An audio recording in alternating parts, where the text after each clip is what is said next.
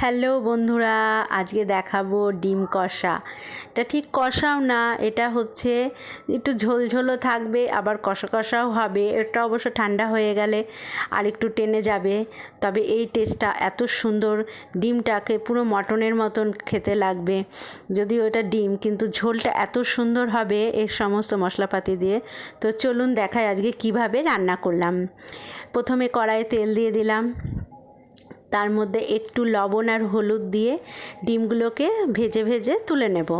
ডিমগুলোকে চাকু দিয়ে একটু চিড়ে চিড়ে দিয়েছি, যাতে ডিমের মধ্যে মশলাপাতিগুলো ঢুকতে পারে, ঝোল টোলগুলো ঢুকতে পারে, যাতে টেস্ট হয়। দেখুন ডিমটা ভালোভাবে ভেজে নিলাম। এবার ভাজা হয়ে গেছে ডিমগুলো, এবার তুলে নেব সব ডিমগুলো এক এক করে তুলে নিলাম, তুলে নিচ্ছি। এবার ওই তেলের মধ্যে আলুগুলো দিয়ে দেব। তেলের মধ্যে আলুগুলো সব দিয়ে দেব। আলুগুলো ছেড়ে দিলাম। আলুটাকে একটা সিটি দিয়ে সেদ্ধ করে নিয়েছি। ডিমের আলুটা সেদ্ধ হলে খুব ভালো হয় খেতে, কারণ আলুগুলোর মধ্যে ঝোল টোলগুলো খুব ভালোভাবে ঢোকে আর আলুটা খেতে খুব টেস্টি হয়। এই জন্য আলুটাকে একটু ওই একই তেলে লবণ হলুদ দেওয়া ছিল, একটু ভালোভাবে ভেজে তুলে রাখছি। আলুগুলো ভাজা হয়ে গেছে, এবার সব আলুগুলো তুলে নিচ্ছি। এবার ওই তেলের মধ্যে একটা শুকনো লঙ্কা, এলাচ, তেজপাতা, দারচিনি সব দিয়ে জিরে দিয়ে ফোড়ন দিলাম। এবার পেঁয়াজগুলো সব ঢেলে দিলাম। পেঁয়াজগুলো একটু ভাজা ভাজা হয়ে গেলে সব মশলাপাতিগুলো দেব। পেঁয়াজটা দেখুন ভাজা ভাজা হয়ে গেছে।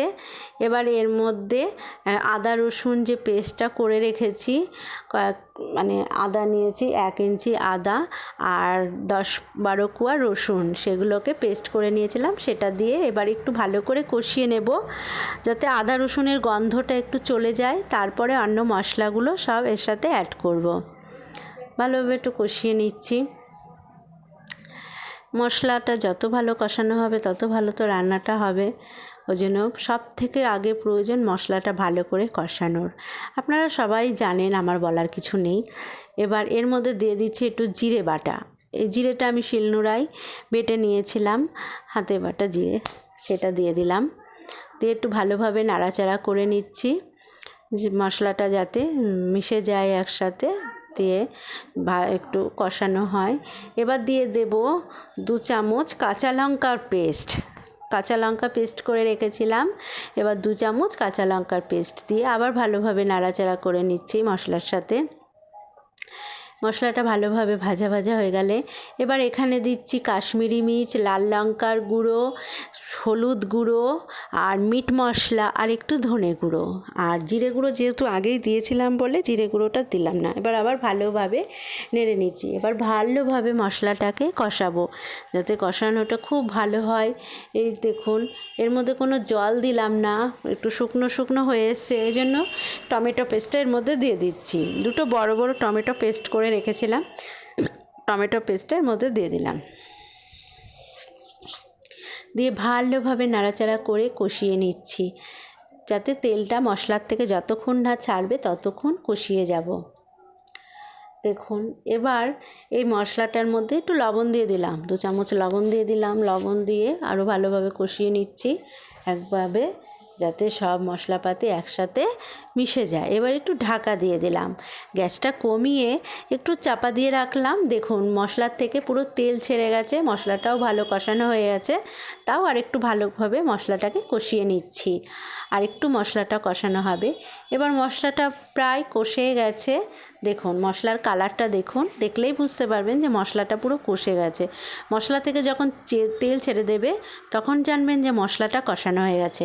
এবার আলুগুলো সব মশলার মধ্যে দিয়ে আবার ভালোভাবে আলু দিয়ে মশলা দিয়ে ভালো করে কষিয়ে নিচ্ছি। আলুটা যেহেতু সেদ্ধ আছে ওই জন্য খুব বেশি করতে হবে না, আলুটা মোটামুটি সেদ্ধ হয়ে। দেখুন এবার এর মধ্যে জল ঢেলে দেবো। আলু দিয়ে মশলা দিয়ে ভালোভাবে কষানো হয়ে গেছে, এবার জল দিয়ে দেবো মশলার মধ্যে। এবার জল দিয়ে দিলাম। গরম জল দিলে ভালোই হয়, গরম জল দিলে মশলার টেস্টটা ভালো পাওয়া যায়, মানে ঝোলের যে টেস্টটা সেটা ভালো হয় গরম জলে, ঠান্ডা জলের থেকে ভালো। জল আপনারা পরিমাণ মতন জল দেবেন, যে যেরকম ঝোল রাখবেন। এবার ডিমগুলো দিয়ে দিচ্ছি, ডিমগুলো সব দিয়ে 10 মিনিট ফুটিয়ে নামিয়ে নেব। দেওয়া হয়ে গেল। এবার ওপর থেকে কতগুলো আমি কাঁচা লঙ্কা ছিটিয়ে দেব, ওপর থেকে কতগুলো কাঁচা লঙ্কা ছিটিয়ে দিলাম। আপনারা যে যেরকম ঝাল খান সেই বুঝে দেবেন, ঝাল লবণটা আপনাদের পছন্দ মতন দেবেন। দেখুন ঝোল একদম রেডি, টকবক করে ঝোলটা ফুটছে, আমার ঝোলটা প্রায় হয়ে গেছে। এবার এর মধ্যে 1 চামচ গরম মশলার গুঁড়ো দিয়ে দেবো। ঝোলটা কমপ্লিট, 1 চামচ গরম মশলার গুঁড়ো দিয়ে দিলাম।